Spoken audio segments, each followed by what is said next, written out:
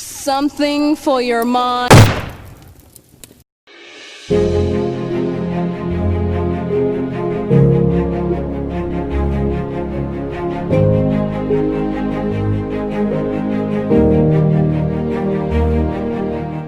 How you guys doing? Hold up a minute. I want you to know right now, welcome. Welcome, welcome, welcome. There are two words I want to say to every one of you when you come home. Welcome home. I'm Dawud Nubian. I'm owner and CEO of D.E.T.E.R, Delegation established to encourage recovery. Recovery is a big thing in my life because I'm a person in long-time recovery, both from alcohol and drugs and both from that lifestyle that led me to my incarceration. So listen, I love life right now. Life is good. Even though it's bad out here, man, life is still good. It has everything to do with attitude. It has everything to do with how you respond and how you act toward people. What are some obstacles or barriers that you faced and overcame? Well, one of the obstacles that I had to overcome was joblessness. What would happen if I couldn't find a job once I returned home? What I found out is that when I didn't know what to do, I didn't do anything. I sat and I thought, instead of out of my emotions, worrying about how I'm going to eat or how I'm going to live, I sat down and I thought about making a different choice. And that different choice let me understand that I can think for a change. What was your source for encouragement, or what was it that encouraged you during your incarceration? Faith. I have a faith in God that He lets me know now that I was worthy. And that, I'm blessed. Never knew that before, never understood it, but I get it now. I get it that I'm forgiven, I'm okay, just the way I am.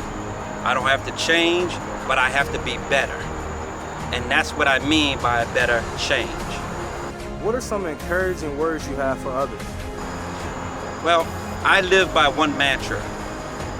Get free before you get free.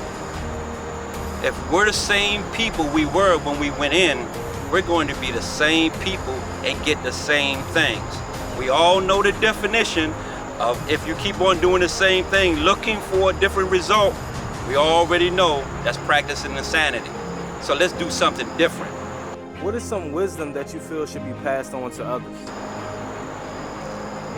I got out of my selfishness and I became selfless.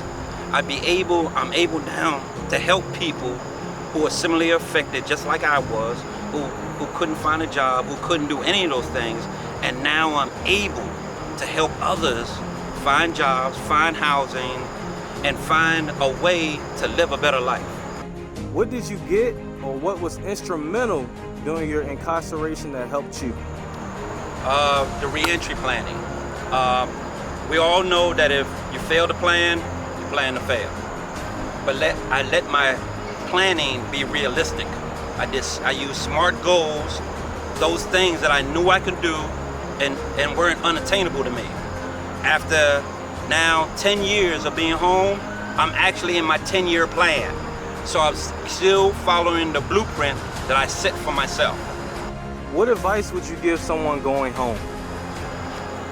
Attitude, attitude, attitude. The most important thing. Don't nobody owe anybody out here anything. It's all up to you.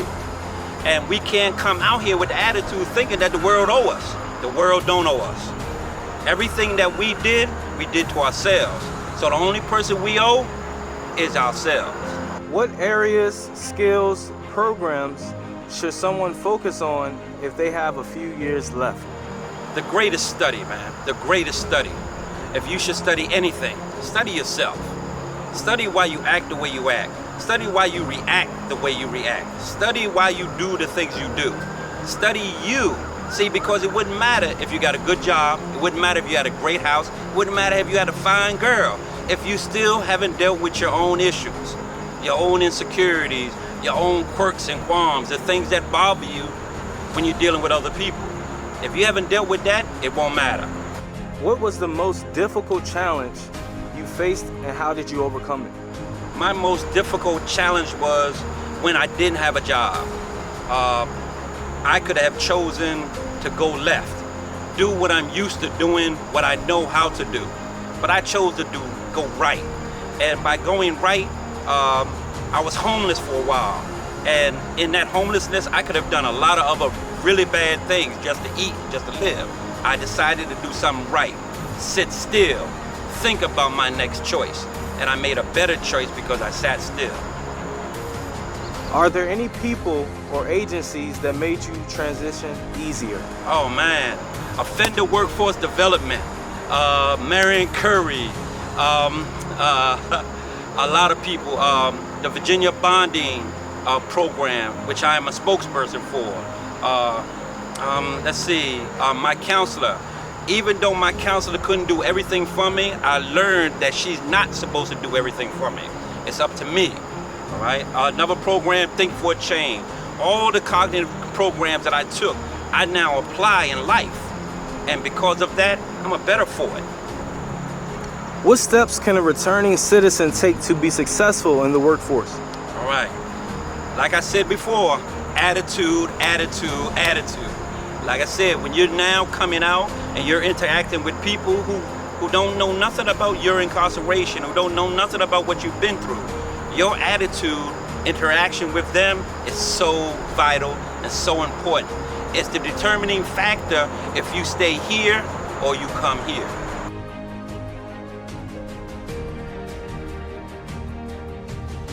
What type of training are you offering? As the president of D.E.T.E.R, I'm offering forensic peer support training.